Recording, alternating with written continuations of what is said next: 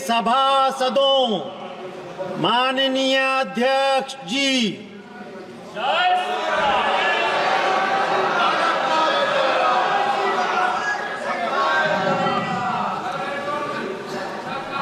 प्रश्न संख्या 241। एक मिनट, आपका विषय बैठो, सब बैठो।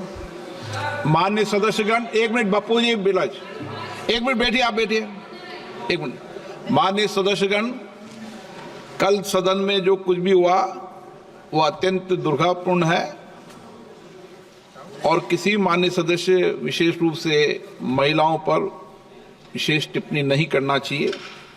ये सदन की गरिमा मर्यादा के अनुकूल नहीं है। मैं माननीय सदस्यों से अनुरोध करूंगा कि वो व्यक्तिगत टिप्पणियों और किसी जाति, समाज, महिला, पुरुष, सब पर व्यक्तिगत टिप्पणियों से अपने भाषण के अंदर बचना चाहिए। सहमति, असहमति, सकारात्मक रूप से व्यंग्य भी हुए हैं यहाँ पर, लेकिन एक विशेष तरीके से टिप्पणी ये संसदीय मर्यादाओं के अनुकूल नहीं है। माननीय सदस्य ने भी इस बारे में वहां पर सदन में क्षमा मांग लिए और लिखित में मुझे दे दिया। Please, question number 241, Shri शबी Parimal. Sir question number, please बैठिए, हो गया सर। क्वेश्चन नंबर 241 जवाब पटेल पे रखा। माननीय सदस्य। Thank you, Honorable Speaker, sir, for the opportunity.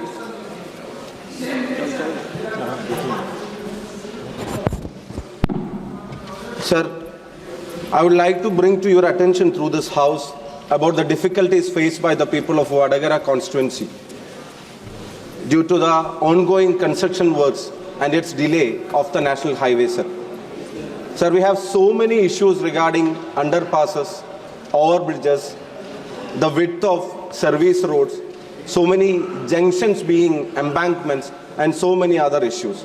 Sir, places like Tikodi, they are protesting for more than 1 year for allotting an underpass in the town where there is a railway station, where there is school, where there is masjid, where there is temple, and so many other things including the people's market. Sir, I'll come to the point. Sir, will your good self, including Tikodi, Anela, Ariyur, Pandalayani, and so many other Nandi, so many other issues, will your good self order a high-level meeting to be convened to discuss these difficulties, and including Vadagara Junction? Okay. Sir, can you take can you take appropriate action to settle this issue, sir?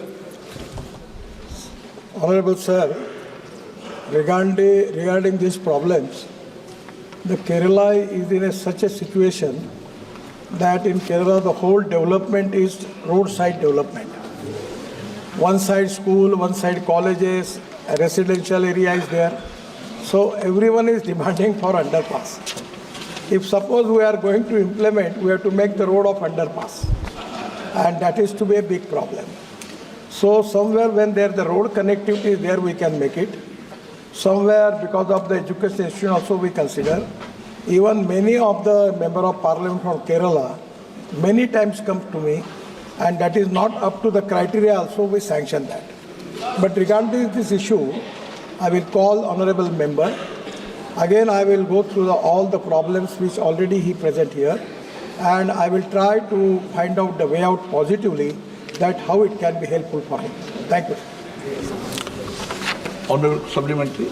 Sir, there is yet another long pending public demand for an alternative road to existing Tamarasheri Get Road, connecting Wayanad and Kozhikode district. Sir, it's part of National Highway 766, Kozhikode Kollagal. Okay. Sir, there is a proposal that has been proposed since 1993, sir. A Padinyarathara Purithod for a greenfield highway. It's a matter of just 8 kilometers land, sir. If the central government can involve and settle this issue, this will be great blessing for an alternative road to the Gut Road, where landslides, landslips during monsoons are a common practice. And even the narrow width of the road is creating havoc in traffic, sir. Okay. This is a much demanded and much awaited proposal. This Padinyarathara Purithod road, if you can start an inquiry and investigation on this, this will be much helpful for the people, sir. Honorable sir, This is the question is only related with the port connectivity highway corridor in Kerala. It is neither refer directly or indirectly to any other project. But this alignment is being figured. It is to be still in the process.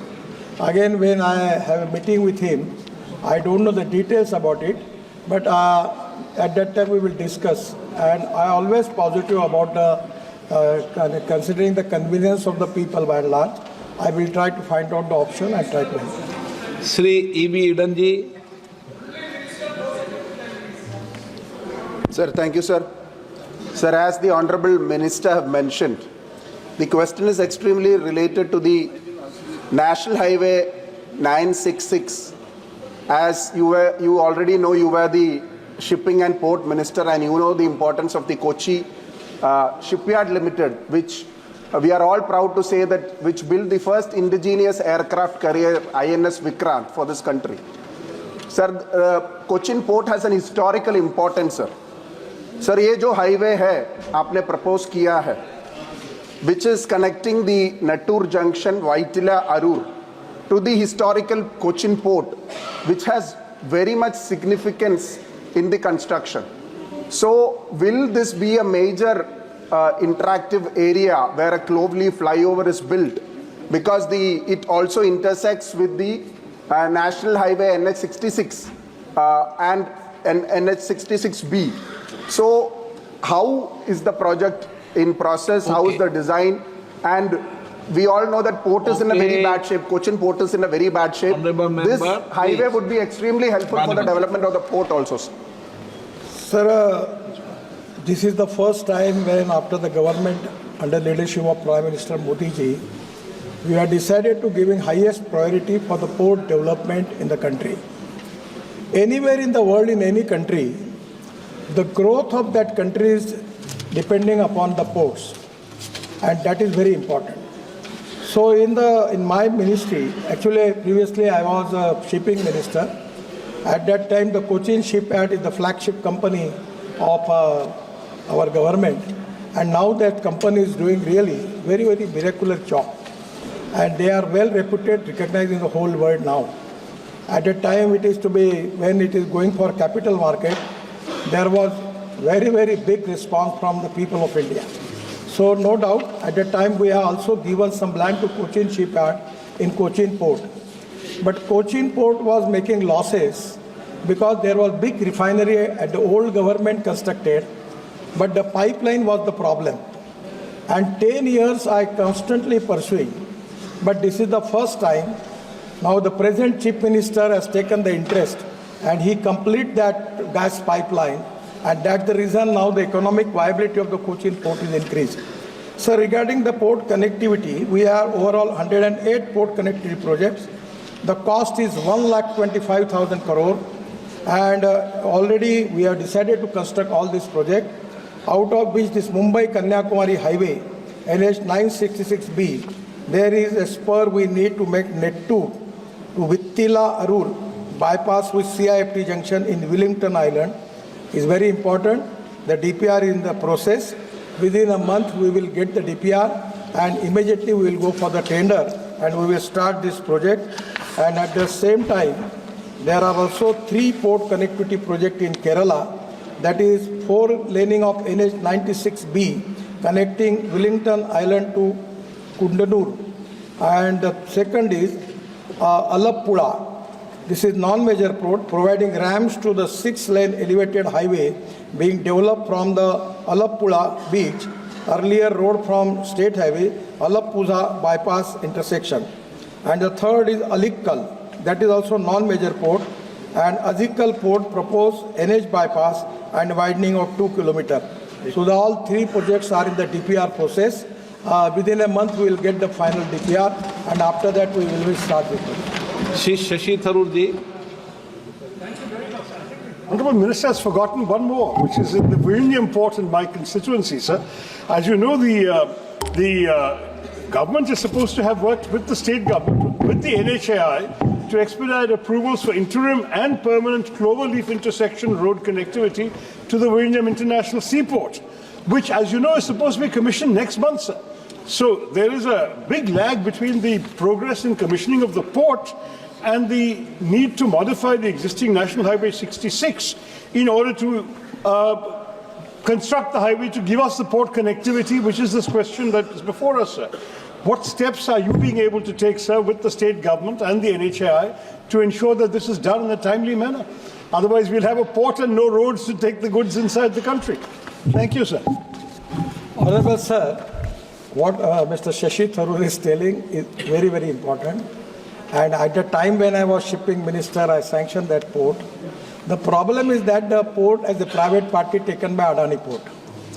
And now, previously, they have already committed me that they will make that roads. But now, presently, they are back out. And now there are some problems. Just 4 or 5 days before, I have a long meeting with the Chief Minister. And we are now calling them. I will find out some way out, because you are very, very important as without road connectivity, there is no use of the port. So within 8-10 days, I will find out the way out. Already it is in the process and we will do it. Question number 242 Shri Amarinder Singh Raja Warring. माननीय मंत्री जी।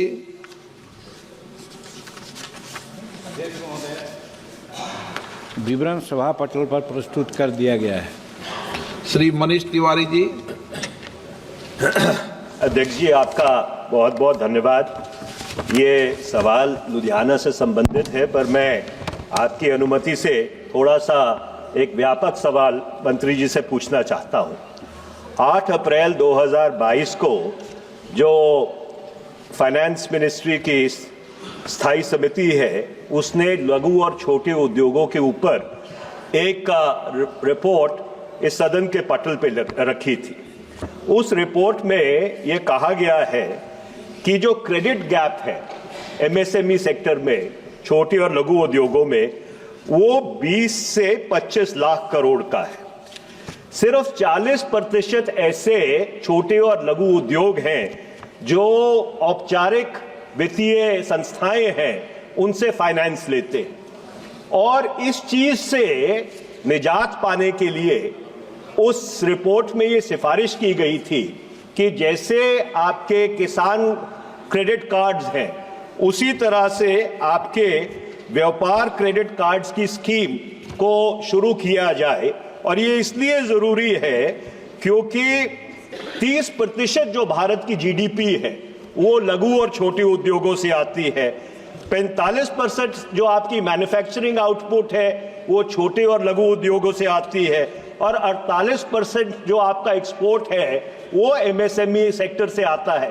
तो मैं मंत्री जी से ये पूछना चाहता हूं कि जो 8 अप्रैल 2022 की फाइनेंस मिनिस्ट्री की स्थायी संसदीय समिति की रिपोर्ट की सिफारिशें हैं, उसको आपके मंत्रालय ने लागू किया है कि नहीं किया है? मंत्री। अध्यक्ष महोदय, मैं धन्यवाद देता हूं माननीय सदस्य महोदय को कि जो हमारे एमएसएमई विभाग के बारे में, चाहे एक्सपोर्ट का मात्रा हो या व्यापार नौकरी देने का मामला हो या जीडीपी का मामला हो, उस पर उन्होंने एक अच्छी टिप्पणी की है। इसके लिए उनको धन्यवाद देता हूं। महोदय, क्रेडिट गारंटी योजना के तहत सूक्ष्म एवं लघु उद्योगों के लिए क्रेडिट गारंटी फंड ट्रस्ट के माध्यम से ऋण के विभिन्न श्रेणियों के लिए 85% तक की गारंटी कवरेज के साथ साथ एमएसएमई को 500 लाख रुपए तक की सीमा का कोलेट्रल मुक्त ऋण सूक्ष्म लघु उद्योगों के लिए क्रेडिट गारंटी का स्कीम के तहत है।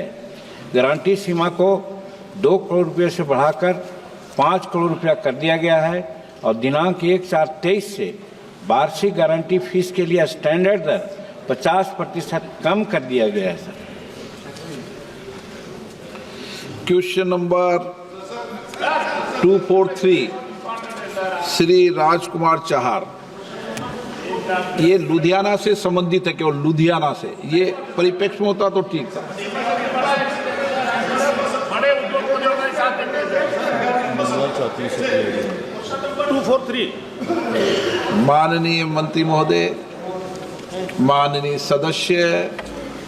धन्यवाद माननीय अध्यक्ष जी। मैं एक बहुत ही जनहित के मुद्दे पर आपने मुझे बोलने का अवसर प्रदान किया।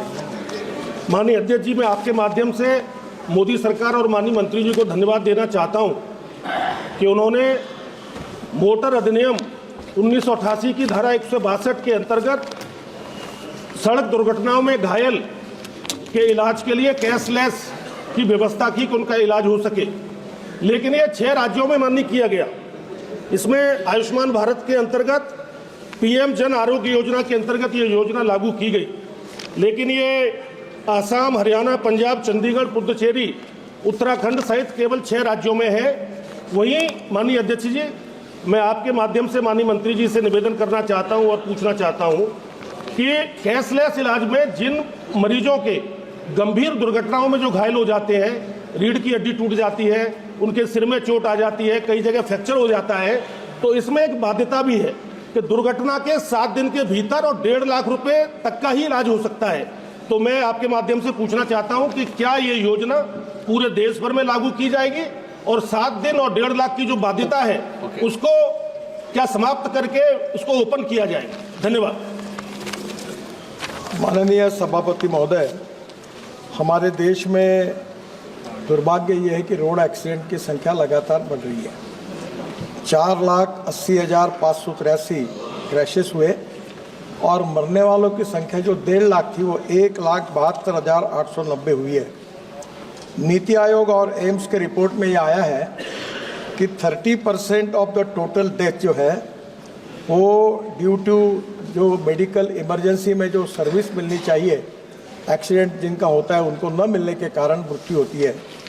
और इसलिए ये कैशलेस ट्रीटमेंट की स्कीम लाई है। इसमें जो व्हीकल इंश्योरेंस होगा उसमें 7 दिन तक का खर्चा या 1.5 लाख रुपए, इसमें से जो भी होगा उतना 1.5 लाख रुपए तक वो उनको तुरंत मिल जाएगा। ये हमारा जो प्लेटफॉर्म है आयुष्य का और हेल्थ कमीशन का, स्टेट गवर्नमेंट के नेशनल हेल्थ अथॉरिटी और उनके coordinate police, hospital, state health agency, तुरंत ये पैसा मिलेगा। सम्मान्य सदस्य ने जो कहा है कि पायलट प्रोजेक्ट के रूप में आसाम, चंडीगढ़, पंजाब, उत्तराखंड, हरियाणा और पांडिचेरी यहाँ स्कीम शुरू हो गई और 2100 लोगों की जान इसमें बची है। और अभी मैक्सिमम ट्रीटमेंट अमाउंट जो है वो केवल 1,25,000 रुपये तक देनी पड़ी है। मैं उनको और बताना चाहता हूँ कि तुरंत ही उत्तर प्रदेश में ही, सम्मान्य सदस्य उत्तर प्रदेश के हैं, इसकी शुरुआत हो रही है और अगले 3 महीने में ये पायलट प्रोजेक्ट सेट हो गए लगभग। इसके बाद पूरे देश में इस योजना की शुरुआत करेंगे और ये जिनका एक्सीडेंट होता है उनको ये तुरंत पैसा कैशलेस ट्रीटमेंट अगर मिलती है गोल्डन आवर में, तो मुझे लगता है अनेक लोगों की जान बचने में उपयोग होगा। मैं आपके मार्फत फिर से एक बार सदन के सम्मान्य सदस्यों को अनुरोध करता हूं कि हमने हर संसद सदस्य की अध्यक्षता में एक एक्सीडेंट निवारण कमेटी हर जिले में बनाई है। कलेक्टर उसके सेक्रेटरी हैं और हर जिले में इतने लोग मर रहे हैं, ना लड़ाई में मरते हैं, ना कोविड में मरते हैं, ना दंगों में मरते हैं, 1,78,000। और मैं आपसे अनुरोध करूंगा ये जो ब्लैक स्पॉट्स है, बाकी सब बातें हम कर रहे हैं, आपके अध्यक्षता में आप इसको मॉनिटरिंग करिए। पुलिस को, स्टेट गवर्नमेंट को, NHI को, सबको आप आदेश दीजिए, हम सुधारेंगे उस पर। आप दोबारा एक बार सबको लेटर लिख दें, कई सदस्य की मीटिंग बुलाते नहीं हुए, तो एक बार दोबारा पत्र लिख दें। मैं दोबारा पत्र लिखूंगा और आपके ज़िले में ये एक्सीडेंट कम हो इसके लिए आप सब लोग सहयोग करें और इन लोगों की जान बचाएं। मैं और आपको एक दुखद बात बताना चाहता हूं कि ये जो 1,78,000 लोग मर रहे हैं उसमें से 60% लोग 18 से 34 एज ग्रुप के हैं। यंग लड़के हैं, इंजीनियर है, डॉक्टर है, कोई रास्ते पे जाते जाते स्कूटर पर हेलमेट न पहनने के कारण 30% लोग मर गए। रेड सिग्नल है, पालन नहीं करते हैं, अभी भी कानून के प्रति डर भी नहीं और सम्मान नहीं, ऐसी विचित्र अवस्था है। आपके सहयोग से आप जरूर करिए, ये मैं आपके मार्फत सदन को आह्वान करता हूं और आपने जैसे आदेश दिया है मैं तुरंत फिर से पत्र लिखता हूं। सप्लीमेंट्री है? नहीं, बोल दिया। नवीन जिंदल जी।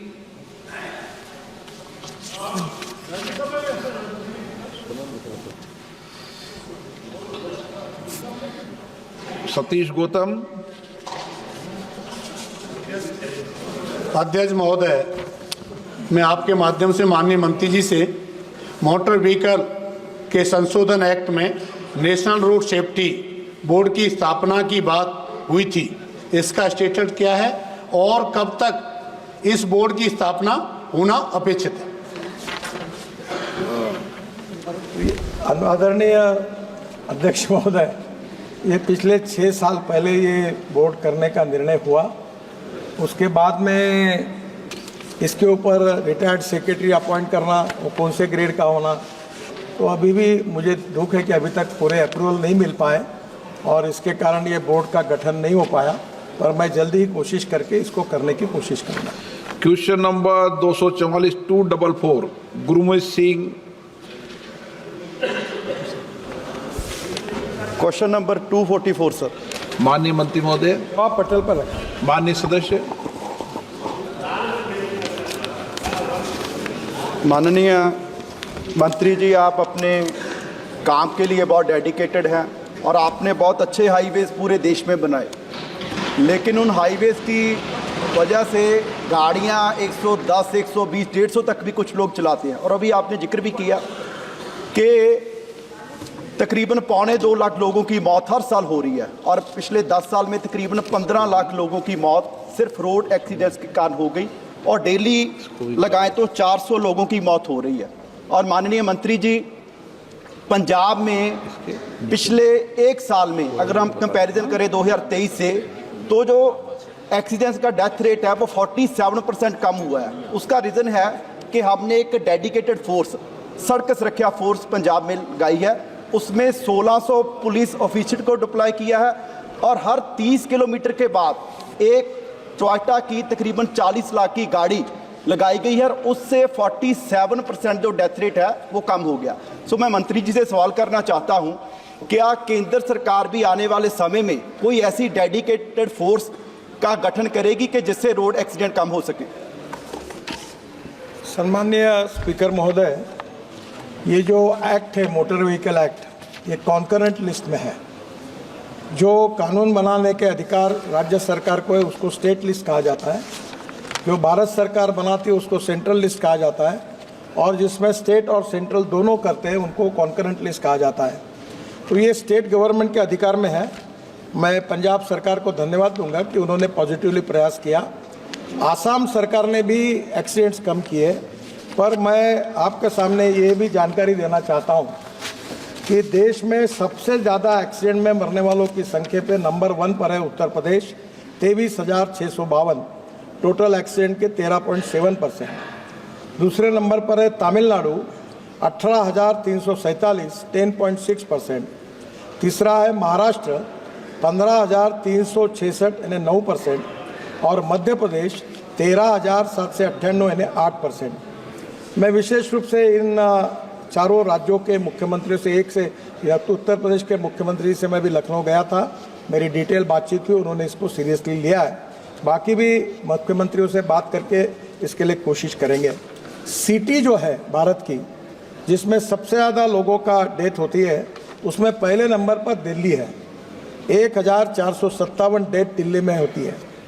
बेंगलोर में 915, जयपुर में 850 और मैं ये मानता हूँ कि इसके लिए रोड इंजीनियरिंग, ऑटोमोबाइल इंजीनियरिंग, ये 2 चीज़ें महत्वपूर्ण हैं। हमने ऑटोमोबाइल इंजीनियरिंग में भारत एनकैप करके रेटिंग शुरू कर दिया। इकोनॉमिक मॉडल में 6 एयर बैग्स लगने लगी, पूरे ऑटोमोबाइल सुधार कर दिए। रोड इंजीनियरिंग में कमियां थी, 40,000 करोड़ रुपए ब्लैक स्पॉट इंप्रूवमेंट के लिए हम खर्चा कर रहे हैं, काफ़ी ब्लैक स्पॉट्स हमने दूर किए, पर इसमें 59% एक्सीडेंट्स ये एनएच पर हो रहे हैं और ये मेरे लिए सबसे चिंता का विषय है। और इसका कारण जो है कि जो डिटेल प्रोजेक्ट रिपोर्ट बनता है तो हमारी सिस्टम ऐसी कि जो लोवेस्ट आता है उसके गले में माला पहनाते हैं और इतने घटिया क्वालिटी के वो डीपीआर बनाते हैं और जिसके कारण फिर आगे फ्यूचर में ये प्रॉब्लम आते हैं। तो अभी हमने ये सिस्टम को भी जो लोवेस्ट वाली बात थी उसको बदल कर उसका भी हम रेटिंग कर रहे हैं, कॉन्ट्रैक्टर का भी रेटिंग कर रहे हैं और डीपीआर वालों का भी कर रहे हैं।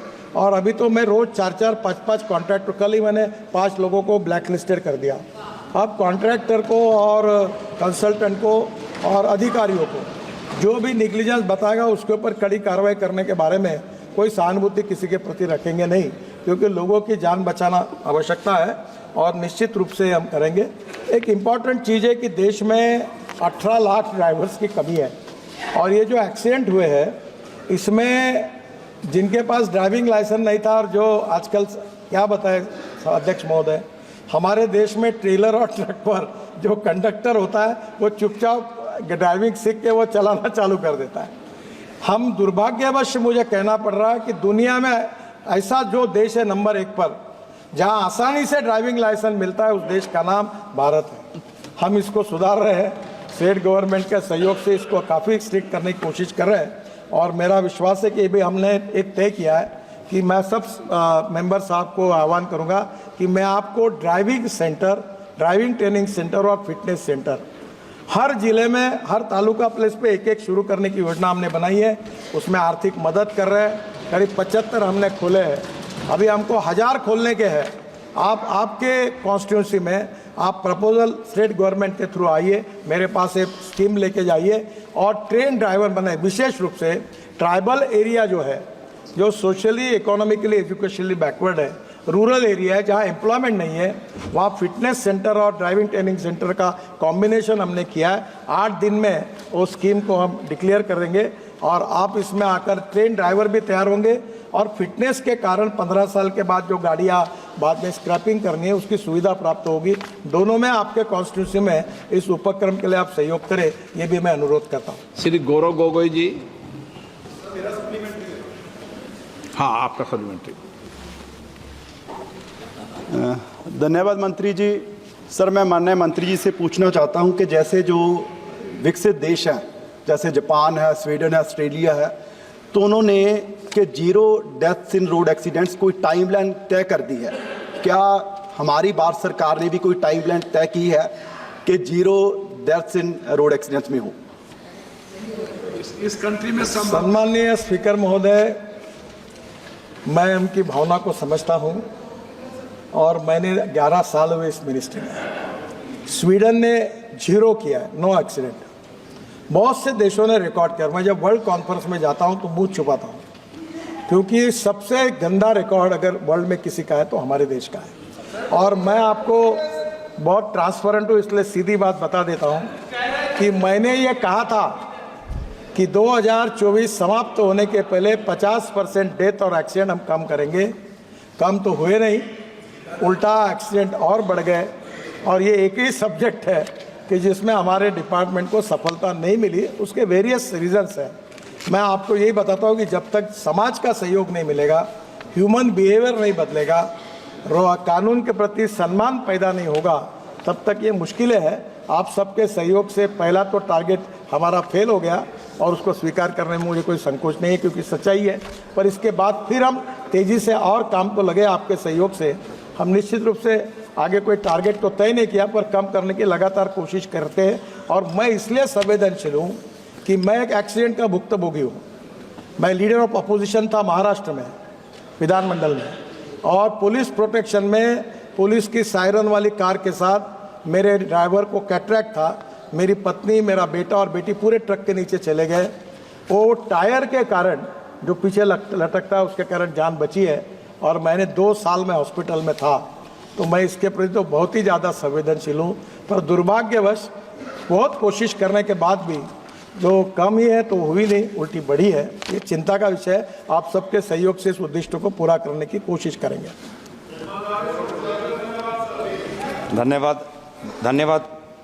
धन्यवाद अध्यक्ष महोदय।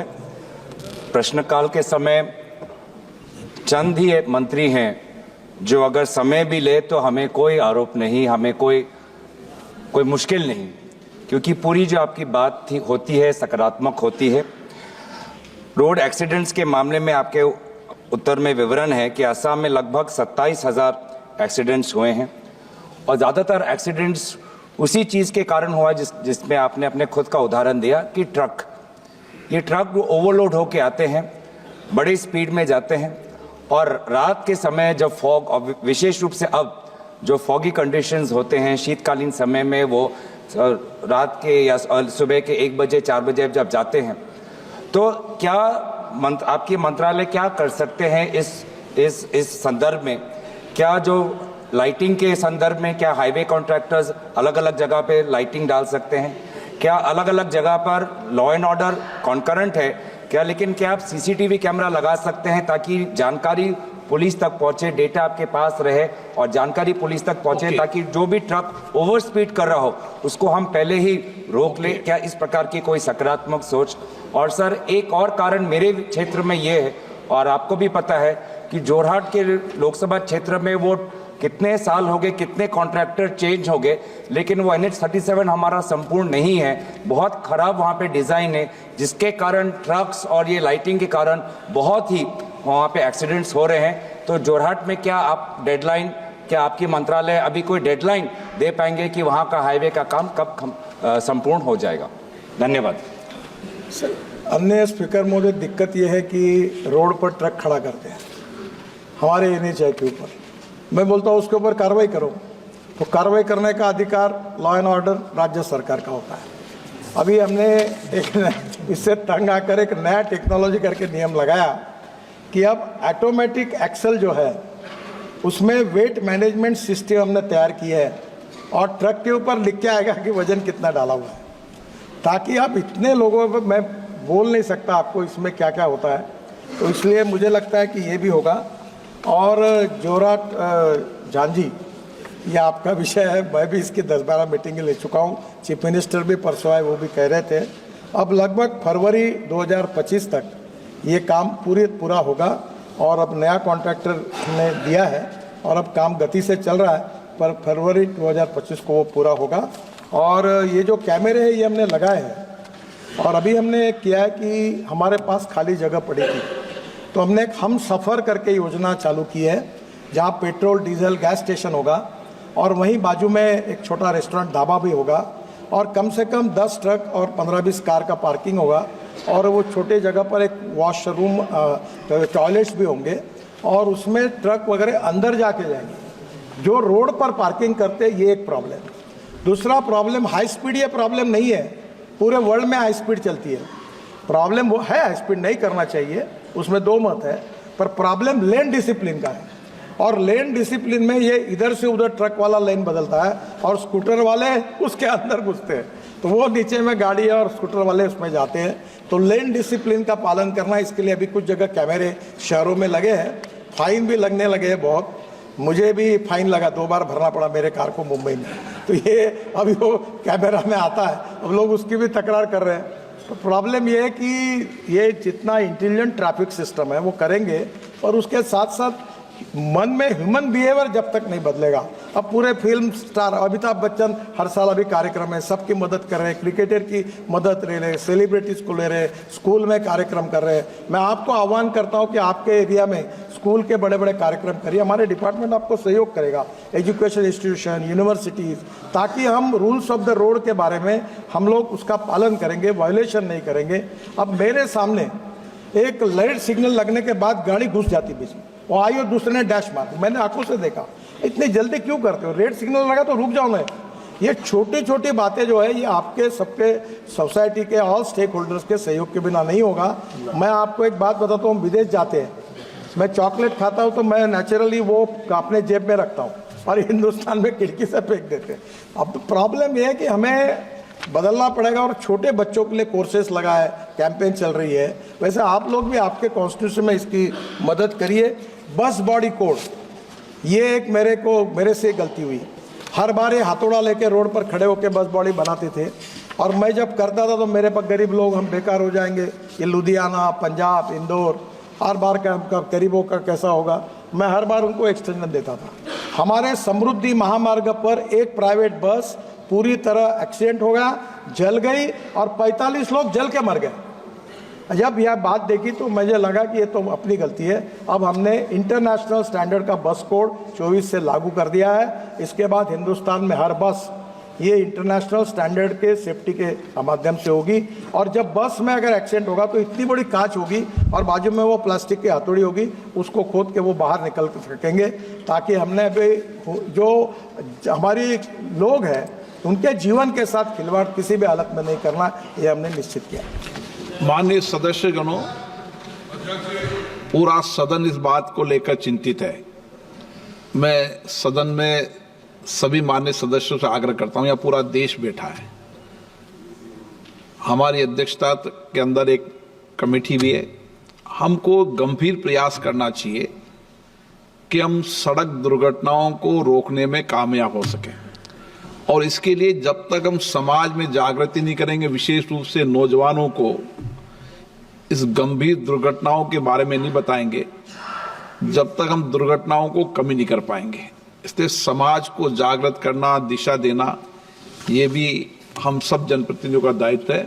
मुझे आशा है कि हम सामूहिक और गंभीर प्रयास कर सड़क दुर्घटनाओं में कमी करने के संकल्प के साथ अपनी बात को समाप्त करेंगे।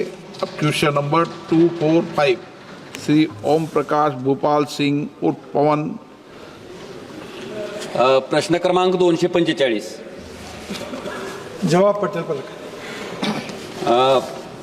अध्यक्ष महोदय, सन्माननीय मंत्री महोदयांनी उत्तरामध्ये दिलंय की महाराष्ट्रामध्ये 69 प्रकल्प चालू आहेत, ज्याच्यापैकी 25 प्रकल्प हे भूसंपादनात येणाऱ्या अडचणीमुळे त्या ठिकाणी रखडले गेले। अध्यक्ष महोदय, मला आपल्या माध्यमातून मंत्री महोदयांना सांगायचं आहे की NH 211चं ज्यावेळेस 10 वर्षापूर्वी भूसंपादन झालं सोलापूर छत्रपती संभाजीनगर हायवेचं, त्यावेळेस लक्ष्मीकांत शंकरवीर नावाच्या शेतकऱ्याला प्रति गुंठा 2,30,000 रुपये इतका मावेजा मिळाला होता। आणि अध्यक्ष महोदय, आता सुरत चेन्नई महामार्गाचं त्या ठिकाणी भूसंपादन होत आहे, त्यावेळेस बालाजी माधव पाटील नावाच्या शेतकऱ्याला 6,250 रुपये प्रति गुंठा त्या ठिकाणी मावेजा मिळतो। 10 वर्षापूर्वी जे भूसंपादन झालं त्याला एवढ्या मोठ्या प्रमाणात मावेजा मिळतोय, आणि आज जे भूसंपादन होतंय त्याला अतिशय किरकोळ प्रमाणात मावेजा मिळतोय। त्याच्यामुळं ह्याच्यातनं नाराजीमधनं शेतकरी परत कोर्टामध्ये जातात आणि भूसंपादन करायला त्या ठिकाणी अडचणी येतात। माझी आपल्या माध्यमातून मंत्री महोदयांना एवढीच विनंती आहे की 2013च्या कायद्याप्रमाणे जर भूसंपादन त्या ठिकाणी केलंय, जो कायदा त्या ठिकाणी डायल्यूट करायचा प्रयत्न होतोय, त्या पद्धतीने जर केलं तर शेतकऱ्यालाही मोठ्या प्रमाणात त्या ठिकाणी मावेजा मिळेल। तर ती अंमलबजावणी मंत्री महोदय करणार का? आणि सुरत चेन्नई ह्या हायवेला जोडण्यासाठी एक उस्मानाबाद शहराला स्पर रोडनं जोडण्याच्या बाबतीतलं एक प्रपोजल मंत्री महोदय मी आपल्याकडे दिलं, आपणही त्याच्या बाबतीत सकारात्मक आहात, तर त्याला कधीपर्यंत मंजुरी मिळेल? माननीय स्पीकर महोदय, लँड ॲक्विजिशन हा राज्य सरकारच्या अखत्यारीत असणारा विषय आहे। आपले जे जिल्हाधिकारी आहेत ते राज्य शासनाच्या नियमाप्रमाणे लँड ॲक्विजिशनची कॉस्ट काढतात आणि त्याला काला म्हणतो आपण। त्यांनी ती कॉस्ट काढल्यानंतर त्यांना अपील करण्याचा अधिकार आहे आणि ती कॉस्ट आम्हाला स्वीकारावी लागते। जर आम्ही स्वीकारली तर पेमेंट मिळतं, नाही स्वीकारली तर आम्ही कोर्टात जाऊ शकतो किंवा ते पुढे जाऊ शकतात अपीलमध्ये। त्यामुळे हा प्रश्न राज्य सरकारच्या ह्याच्यात आहे। पण तुम्ही म्हणता त्याप्रमाणे ही जी केस आहे की 10 वर्षानंतर तेवढाच निघाला, त्याच्यात राज्य सरकारच्या ह्याच्यात तुम्ही कलेक्टरला पुन्हा एकदा त्याला कॅल्क्युलेट करायला सांगा आणि त्यातून मार्ग निघाला तर होईल। अध्यक्ष महाराज, यांच्या इनके मतदार क्षेत्र से एक बहुत इम्पोर्टेंट रोड जा रहा है। आपको याद होगा कि हम कश्मीर से कन्याकुमारी ये बात करते थे केवल भाषण में, पर पहली बार हुआ है कि हिमाचल प्रदेश में हम लोग मनाली से रोहतांग पास जाने के लिए 3.5 घंटे लगते थे। अध्यक्ष महाराज, मैंने आपको भी रिक्वेस्ट की थी, तो अब हम लोग केवल 8 मिनट में निकलते हैं वहाँ से नीचे। बाद में हिमालय के बीच में से हम लद्दाख लेह तक आते 18 टनल बना रहे, रोड का काम शुरू हुआ है। वहाँ से हम आते आशिया की सबसे बड़ी जोजिला टनल, जिसके लिए मैंने आपको रिक्वेस्ट की थी कि आप पार्लियामेंट कमेटी के साथ आइए। वो वर्ल्ड की अपने आशिया की सबसे बड़ी 11.6 किलोमीटर है, और मुझे कहते हुए आपको अभिमान होता है कि ये टनल की एस्टिमेटेड कॉस्ट 12,000 करोड़ थी। हमने 1 साल मेहनत करके वो 5,600 करोड़ में 5,000 करोड़ इसमें बचा है। वो टनल का 75% काम पूरा हुआ। फिर झेड़मोड़ टनल आती है, जहां अभी आतंकवादियों ने हमला किया था हमारे कैंप पर, वो पूरी हो गई है। आज प्रधानमंत्री जी की डेट उसके लिए हम लेकर उद्घाटन करने वाले हैं। फिर हम श्रीनगर आते हैं, श्रीनगर से जम्मू के बीच में 18 टनल बन गई है, और दिल्ली कटरा एक्सप्रेस हाईवे से वाया अमृतसर हम दिल्ली आते हैं, और दिल्ली जुड़ने के बाद आपके मतदार क्षेत्र से आगे ये मुंबई दिल्ली हाईवे जो है ये सूरत जाता है। अब जो उत्तर से दक्षिण जाते थे उनको मुंबई, पुणे, कोल्हापुर, सोलापुर जाना पड़ता था, अब उनको जाने की ज़रूरत नहीं। अब नया एक्सप्रेस हाईवे बन रहा है सूरत से नासिक, नासिक से अहमदनगर, अहमदनगर से सोलापुर, सोलापुर से कर्नूल और कर्नूल से कन्याकुमारी, चेन्नई, हैदराबाद, बेंगलोर, मंगलोर, कोची, पूरे साउथ को। तो अध्यक्ष महाराज ये जो पूछ रहे हैं ये हाईवे चेन्नई से दिल्ली का डिस्टेंस 320 किलोमीटर कम कर रहा है। यानी ये गुजरात और ये बहुत विशेषता है कि जैसे आपके राजस्थान में ये पूरे ट्राइबल डिस्ट्रिक्ट से जा रहा है। तो मुझे लगता है ये हिंदुस्तान का दिल्ली मुंबई से भी एक बहुत इम्पोर्टेंट सेक्शन है जो उत्तर को दक्षिण से जुड़ने वाला है। उसमें इनका धाराशिव, उस्मानाबाद आता है और उसको एक स्पर देना चाहिए, जैसे हमने कोटा के लिए दिया है। उनकी मांग है, हम उसको जरूर कंसिडर करेंगे। श्री ऑनरेबल एक महत्त्वाचा उमरगा सोलापूर राष्ट्रीय महामार्ग क्रमांक 65 2014 मध्ये मंत्री महोदय याला वर्क ऑर्डर दिली गेली आणि जवळपास आता 2024 उजाडत आहे। खरं तर 2.5 वर्षात हा प्रकल्प पूर्ण करणं अपेक्षित होतं, पण दुर्दैवानं आज 10 वर्ष झाले तरी तो रस्ता काही पूर्ण त्या ठिकाणी होत नाही। कदाचित ताजमहल सुद्धा लवकर बांधून झाला असेल, पण ही रस्ता काही मंत्री महोदय त्या ठिकाणी लवकर होत नाही। तर याला एक टाइम बाउंड त्या ठिकाणी, आणि हा रस्ता न झाल्यामुळं अनेक लोकांचे जीव त्या ठिकाणी जात आहेत। मंत्री महोदय, कालच माझ्या मुलीच्या वर्गात शिकणारा एक मुलगा धाराशिवला जे सर्व्हिस रोडचं काम न झाल्यामुळं रॉंग साईडनं जात असताना एका ट्रकला धडकून त्या ठिकाणी मृत्युमुखी पडला। त्याचं नाव आहे अर्णब अजय सोनवणे। अतिशय म्हणजे दुर्दैवी गोष्ट आहे मंत्री महोदय। तर हा रस्ता जो आहे उमरगा सोलापूरचा हा किती दिवसात पूर्ण होईल, त्याला काही टाइम बाउंड त्या ठिकाणी तुम्ही मर्यादा देणार आहेत का? आणि दुसरं एक टेंभुर्णीमधनं लातूरला येण्याच्या बाबतीत आपण चौपदरीकरणाचा DPR पण मंत्री महोदय आपल्याकडे दिला, आपणही सकारात्मक आहात।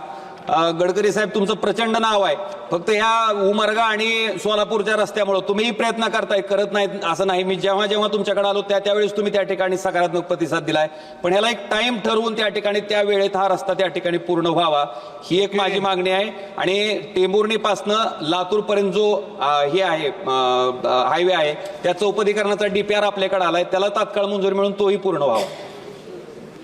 टेंभुर्णी से लातूर तक का जो रोड है उसको 4 लेनिंग मंजूर किया है, 1 महीने भर में उसका टेंडर लग जाएगा। आप बोल रहे हैं वो सीरियस प्रॉब्लम है, मैं भी उसके कारण काफ़ी लोग तकरार करते हैं। दूसरा जो रास्ता है जो सोलापुर तक आता है उसमें जो कंपनी थी उसने दिवाला पीटा, वो NCLT में गई, फिर उसके कंपनी के ऊपर CBI और ED ने रेड मारी, अब उसके पैसे सीज कर दिए। अब वो प्रॉब्लम है कि रोड पूरा नहीं कर पा रहा, फिर उसमें मैं कोर्ट में गए। अब प्रॉब्लम है कि ये जो मेजॉरिटी प्रॉब्लम जो आते हैं रोड में, केवल रोड में लैंड एक्विजिशन का problem, forest wildlife environment का clearance, railway approval, utility shifting, other clearances, law and order situation, contractor issue, bank का डिसबर्समेंट रुकता है, फोर्स मेजर होते हैं, और इसमें कॉन्ट्रैक्टर ने दिवाला पीट दिया, वो NCLT में गया। हम वो शुरू करके दूसरे को लाए, उतने में CBI और ED की रेड पड़ी, उसके अगेंस्ट वो कोर्ट में गया तो कोर्ट ने भी उसमें स्टे दिया। तो ये बियॉन्ड कैपेसिटी कुछ प्रॉब्लम्स है, पर आप जरा आज क्वेश्चन आवर के बाद मीटिंग है, सभी MP आने वाले हैं, आप आ जाइए, फिर से कुछ वे आउट निकल सकता है क्या, मैं कोशिश करूँगा। श्री संजय हरिभाव जाधव।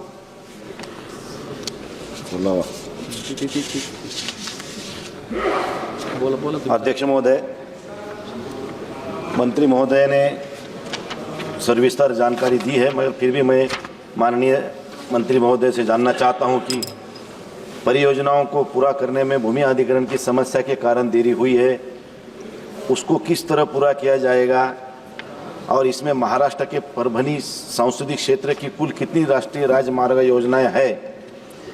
क्या सरकार अपनी परभणी क्षेत्र को अन्य क्षेत्रों से और राज्यों से जोड़ने के लिए कोई राज्य मार्ग या राष्ट्रीय राजमार्ग का निर्माण कर रही है या करने का विचार रखती है? मैं आप मंत्री महोदय से जानना चाहूँगा। अध्यक्ष महोदय, आप मुझे संरक्षण दीजिए, 1800 रोड के प्रोजेक्ट चल रहे हैं और प्रश्न केवल लिमिटेड एक इसका है। अब ये मेरे पास जानकारी नहीं है इसकी, वैसे जनरली थोड़ी बहुत जानकारी होती है, पर मैं महाराष्ट्र में इतना ही बताऊंगा कि 3 साल से 23 प्रोजेक्ट पेंडिंग है महाराष्ट्र में, और 103 ईयर में 18 प्रोजेक्ट है, 1 साल में 37 प्रोजेक्ट है, टोटल 78 प्रोजेक्ट्स है और प्रॉब्लम्स है सर। तो मैं उनको इतना ही विश्वास दिलाऊंगा कि इसमें से जल्दी होने की कोशिश करें, और इसका परमाणु का डिटेल आप मुझे मिलिए, मैं जानकारी लूँगा। Question number 246 Shri Lalji Verma. 246। माननीय मंत्री जी, उत्तर पटल पर दिया गया। माननीय अध्यक्ष जी, हमने स्पेसिफिक सवाल किया था कि 1 नवंबर 2022 से 31 अक्टूबर तक का मांगा था ब्यौरा, और जो माननीय मंत्री जी ने उन प्रोजेक्ट का विवरण दिया है वो इस बीच का नहीं दिया। तो एक तो मैं ये जानना चाहता हूँ कि इस जो समय के लिए हमने मांगा था, ये दिनांक 1 नवंबर 2022 से 31 अक्टूबर 2024 तक CSR और R&R फंड के अंतर्गत NTPC टांडा के द्वारा किन किन परियोजनाओं पर कितने कितने लागत का कार्य कराया गया और उसका चयन का आधार क्या है, किस आधार पर चयनित किए गए। तो ये तो पहला प्रश्न मेरा ये है, ये बताने की कृपा करें और उसी समय का बतावें। दूसरा मान्यवर, इसी के साथ साथ जो चयनित किए गए हैं, केवल एक विधानसभा में जहां बाई इलेक्शन होना था और जिस दिन आचार संहिता लागू की गई उसी दिन 25 स्कूटी भेंट किया गया, उसका चयन किन आधार पर किया गया? अध्यक्ष महोदय, माननीय सदस्य महोदय ने जो जानकारी मांगी है, the details of funds of rehabilitation resettlement और CSR, तो इसमें हमने जो पूरा फंड वहाँ दिया गया है RR सेटलमेंट रिहेबिलिटेशन सेटलमेंट में 2,76,00,000 रुपए इसको लागत की गई है और CSR के अंतर्गत 7,10,00,000 रुपए की लागत की गई है। तो दोनों की ये डिटेल दी गई है। जहाँ तक डिटेल ऑफ वर्ष की बात है, इसमें इन सभी वर्षों का 21-22 में 8 प्रोजेक्ट्स उनके नाम दिए गए हैं, 22-23 इसमें 21 प्रोजेक्ट्स इनके नाम दिए गए हैं, 23-24 इसमें 26 प्रोजेक्ट्स इसमें सब नाम दिए गए हैं। तो इस प्रकार से एक एक प्रोजेक्ट के नाम की डिटेल ये माने सदस्य महोदय को उपलब्ध करा दी गई। लालजी वर्मा जी, सप्लीमेंट्री। मान्यवर, माननीय मंत्री जी ने जो उपलब्ध कराया है उसमें इस दौरान का किस किस प्रोजेक्ट में कितना खर्च है इसका उल्लेख नहीं किया है। तो एक तो मैं आपके माध्यम से संरक्षण आपका चाहता हूं कि इसमें प्रोजेक्ट वाइज एक कास्ट नहीं दिया गया और उसका चयन का आधार किस आधार पर। मान्यवर, इसमें बड़े पैमाने पर जो जिलाधिकारी का कार्यालय है, SP का कार्यालय है, SP को गाड़ी देने में, इन चीज़ों में खर्च किया जा रहा है। हम लोग उसके प्रदूषण से पीड़ित हैं। मान्यवर, प्रदूषण हमारे माननीय मंत्री जी बैठ जाएं, मैं पूछ लूँ, मैं सवाल आ जाए मान्यवर। अभी सवाल आप शॉर्ट में सवाल पूछिए। मैं पूछ रहा हूँ, मैं और समय नहीं लूंगा। शॉर्ट में सवाल मत दो और आप डायरेक्शन भी मत दो। मैं सीधा पूछूंगा मान्यवर। मान्यवर, हम लोग पीड़ित हैं, प्रदूषण से पीड़ित हैं। मान्यवर, हमारी जमीन ले गई, हमारा मकान गिरा दिया गया, हमारा नहीं बन पा रहा है, सवाल क्या है? उसके लिए नहीं दिया जा रहा है। तो मैं आपके माध्यम से ये जानना चाहता हूँ कि केवल एक विधानसभा में चुनाव के समय इस तरह के कितने कार्यों पर पैसा दिया गया।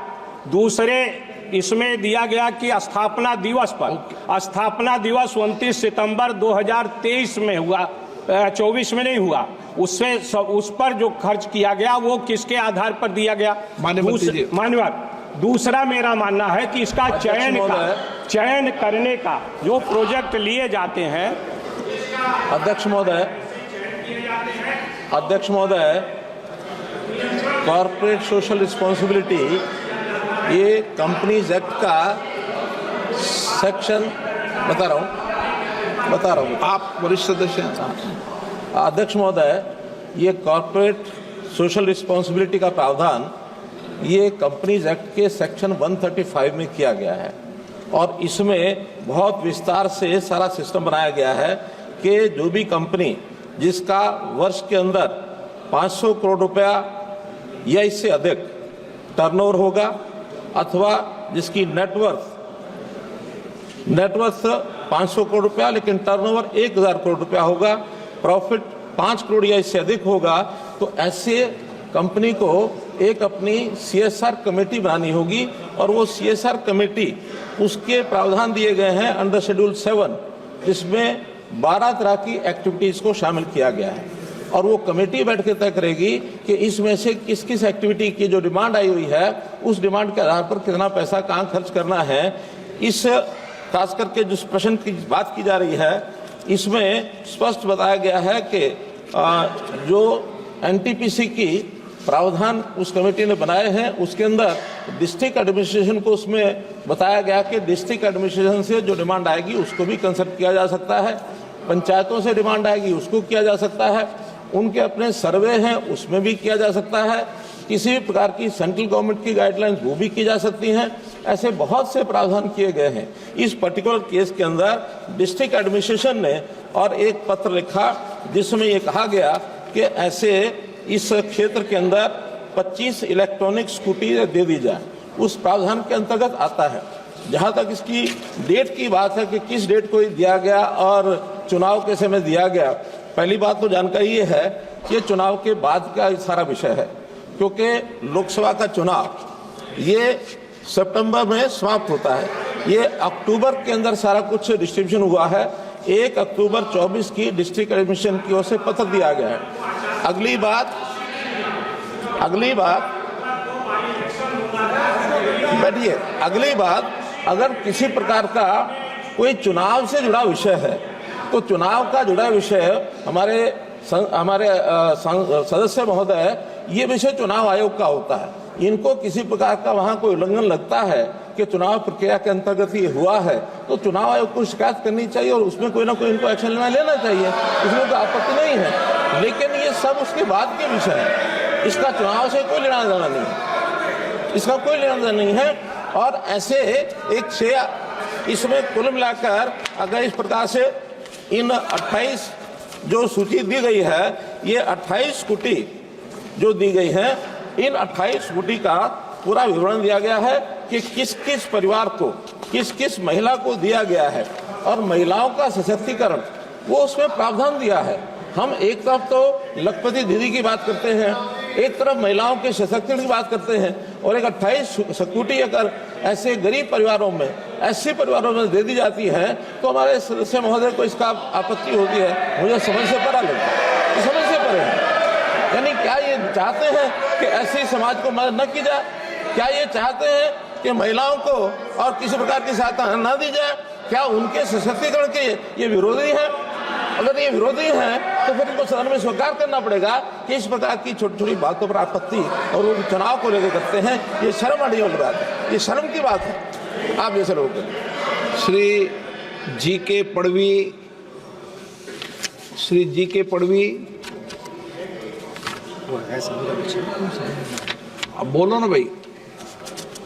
Honorable Speaker, I wanted to ask on question number 247, not 246. Question number नहीं है आपका, सप्लीमेंट्री पूछने के लिए दिया, क्वेश्चन नंबर आपका आने आया। क्वेश्चन नंबर 247 माननीय मंत्री जी, माननीय सदस्य। सर, आपके माध्यम से जो उत्तर मिला है उस उत्तर में आदरणीय मंत्री महोदय ने जो उत्तर दिया है कि महाराष्ट्र के लिए 68,000 करोड़ रुपए आवंटित किए हैं। मेरे कॉन्स्टिट्यूंसी और अहमदनगर कॉन्स्टिट्यूंसी जो है उसमें 3 से 60 किलोमीटर रास्ते और 2,500 करोड़ का आपने सैंक्शन कर लिया है। इसके मैं आपसे धन्यवाद तो दूंगा, लेकिन आपका काम पूरे देश में, महाराष्ट्र में तो आपने पहले काम किया है, इसके लिए मैं तो आपको भी सलाम करता हूँ, देश भी सलाम आपको करता हूँ। सर, आपके उत्तर के विवरण में जो आपको पता है, आप भी बाबा के भक्त है, साईं भक्त है, उस कॉन्स्टिट्यूंसी शिरडी कॉन्स्टिट्यूंसी जो है वहाँ से आपका समय खत्म हो जाएगा, जल्दी पूछ लें आप, 12 बजने वाली है। सर, जो उस रास्ते से जितने लोग आते हैं वो पूरे हिंदुस्तान से अनेक लोग आते हैं, अनेक राज्यों से लोग आते हैं, यही रास्ते से आते हैं।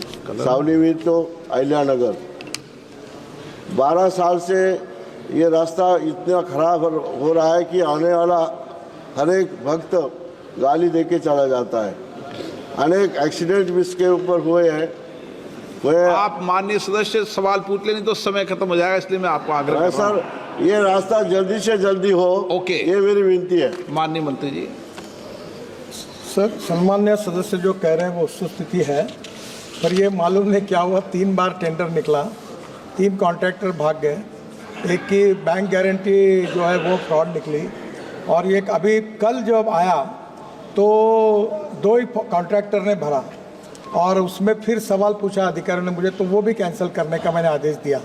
अब ये 15 दिन का शॉर्टेस्ट टेंडर निकालेंगे, और ये करीब 2,500 करोड़ का प्रोजेक्ट है, और शिरडी में लोग आते हैं, मुझे भी बड़ा संकोच होता है, दुख होता है, और ये अभी जल्दी ही 1-2 महीने के अंदर इसका अच्छा काम करेंगे।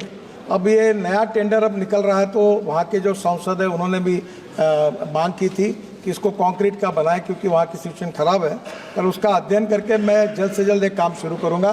तब तक रोड बहुत ख़राब स्थिति में है, उसको मेंटेनेंस करके वो राइडेबल रहेगा, ऐसा जरूर कोशिश करें।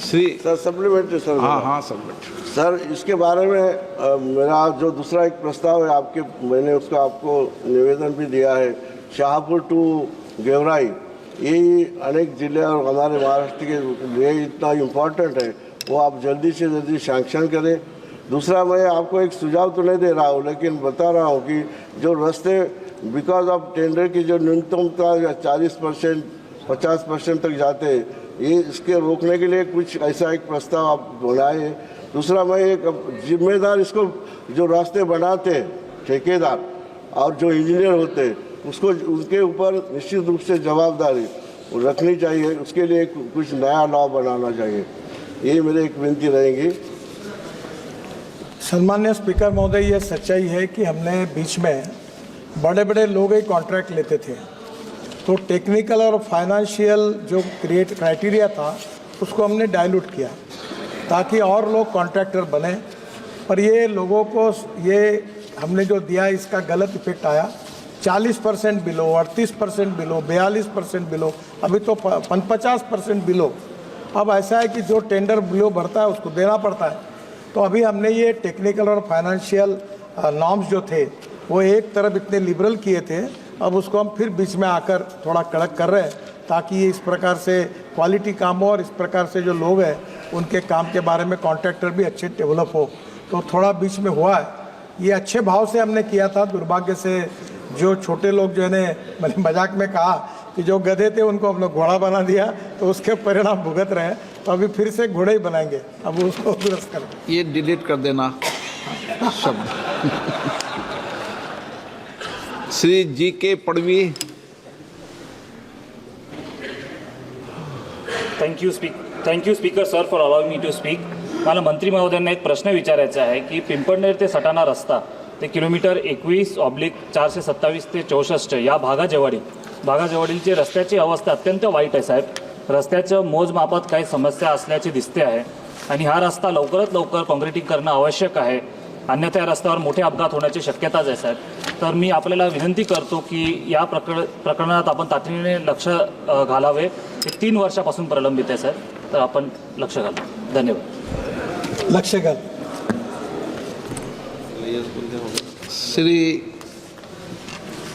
श्री रंग बढ़ने शॉर्ट 1 सेकंड में. माननीय अध्यक्ष महोदय, मैं तो गडकरी जी का अभिनंदन करना चाहता हूँ. जो पालखी मार्ग है देऊ से पंढरपुर जाता है, तो देऊ से NH4 तक, देव रोड तक जो रक्षा विभाग की जगह है, कई सालों तक वो मार्ग पेंडिंग है. 3.5 किलोमीटर का मार्ग है, तो कब तक पूरा हो जाएगा और रक्षा विभाग के लिए आप क्या कार्रवाई करेंगे? स्पीकर महोदय, उसको रक्षा विभाग के परमिशन की कोशिश कर रहे हैं, उनका भी सहयोग लेंगे और जल्द से जल्द करने की कोशिश करेंगे. प्रश्नकाल समाप्त। मान्य सदस्यगण, मुझे कई मान्य सदस्यों द्वारा